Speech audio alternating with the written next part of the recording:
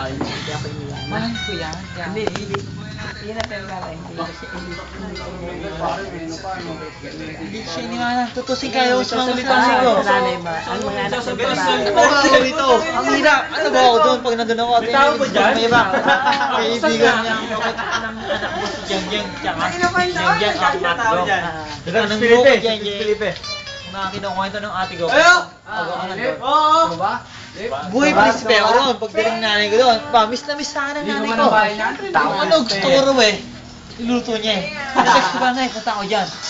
Ano gusto mo ulam? Kaya ito, sabi ko ate Ami. Sabi ko na, kung anong ulam niyo, walang problema sa akin. Palibasi ako, sanay sa hirap.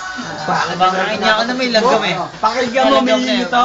Sabi next ako ha, magko-confess din ako. Sabi ko, ate Ami, sa nanay ko. Nanay ko mas ko, yung ulam niyo.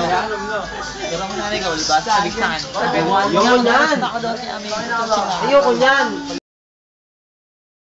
Dito. Pakaliwanag mo sa akin. Pero kung nag-isip, Ano ba, Mini? Hindi ka mo tanga, hindi ko pala pa. Hindi, tanga ako eh.